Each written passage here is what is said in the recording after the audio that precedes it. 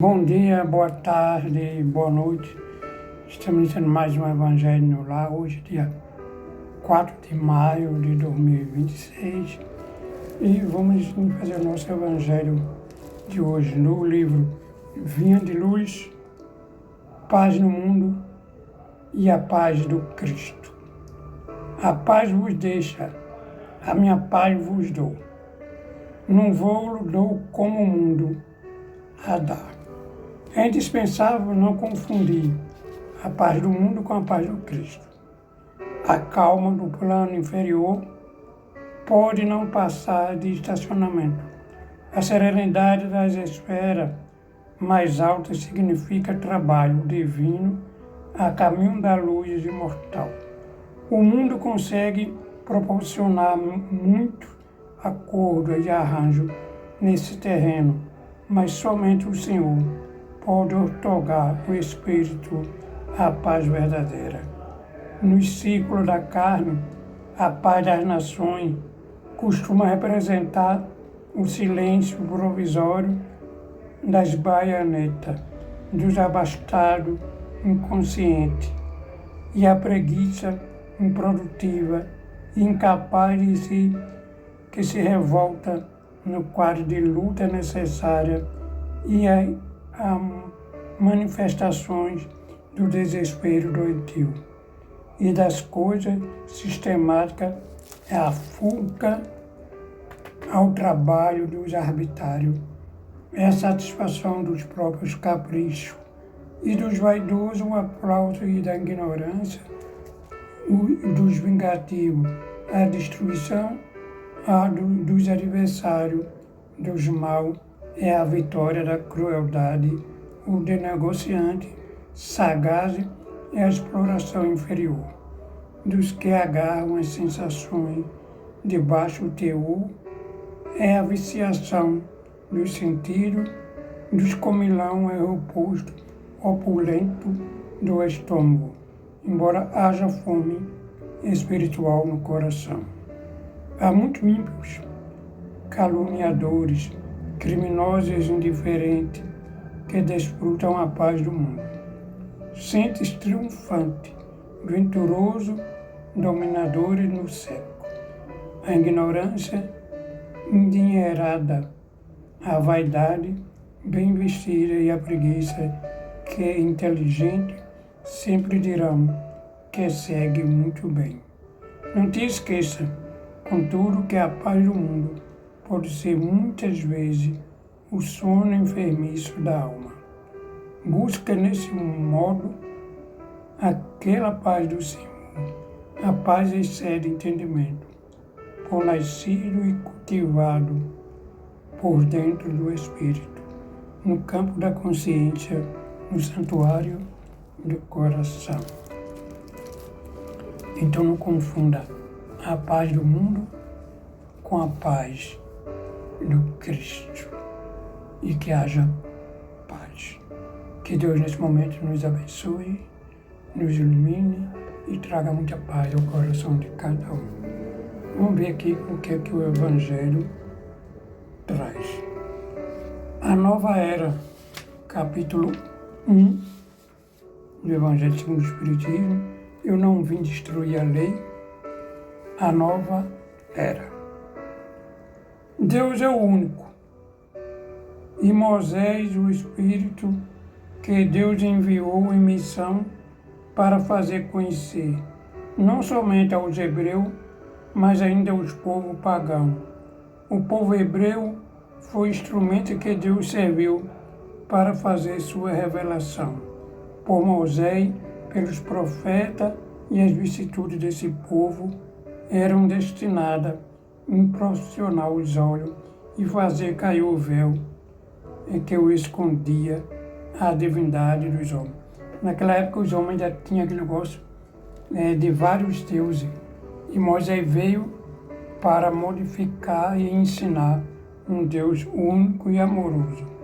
Os mandamentos de Deus dados por Moisés trazem o germe mais amplo da moral cristã. Os comentários da Bíblia limitam-lhe o sentido porque posto em prática em toda a sua pureza, ele não teria sido então compreendida. Mas nem por isso os 10 mandamentos de Deus deixaram de permanecer como frontíspice brilhante, como um farol que deveria iluminar a humanidade no caminho que havia de percorrer. Então Moisés, quando trouxe os 10 mandamentos, houve uma modificação, porque ele trouxe um novo tempo, ele trouxe uma nova era à humanidade. A moral ensinada por Moisés era apropriada ao estado de adentamento do qual se encontrava o povo naquela época, né? Como aquele povo, naquele momento, precisava realmente daquele ensinamento. O Cristo foi o iniciador da moral, mais pura, mais sublime. A moral evangélica é cristã, que deve renovar o mundo, aproximar os homens, torná-los irmãos. Quer ver, quantos anos depois, séculos depois, né, da vinda de Moisés, que o Cristo apareceu. É que Jesus disse: eu não vim destruir a lei, vim dar continuidade. Quer dizer, a própria lei de Moisés, Jesus não modificou, ele apenas resumiu os 10 mandamentos em 2. Amarás a Deus sobre todas as coisas e ao próximo como a ti mesmo. São chegados os tempos em que as 10 morais devem desenvolver para cumprir o progresso que estão nos desígnios de Deus. Eles elevam a seguir o mesmo caminho que as 10 da liberdade. Um dia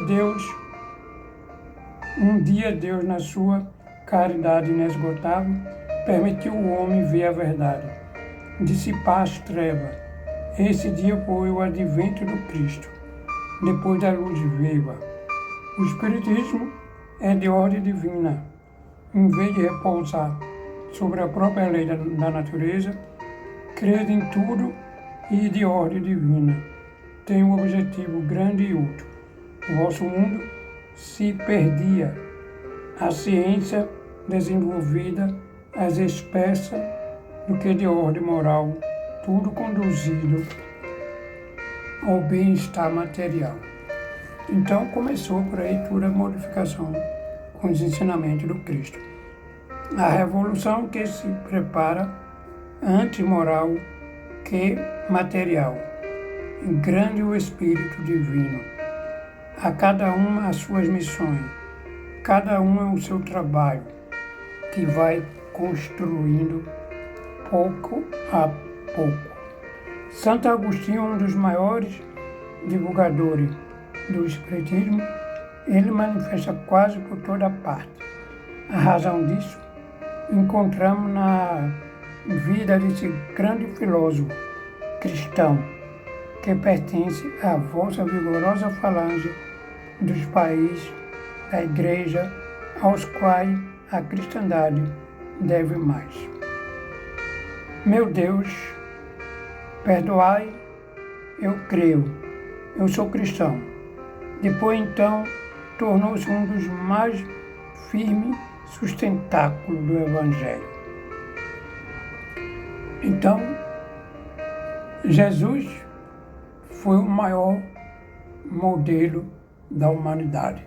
É uma questão do Livro dos Espíritos que pergunta: qual o maior modelo que a humanidade já teve? E a resposta é simples: vede Jesus. Ou seja, se inspire em Jesus. Eu não vim destruir aquilo que edificou. Seguramente que não.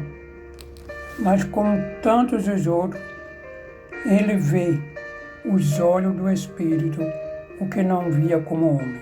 Sua alma libera, entrava em novas claridade. Compreende que não compreendia antes.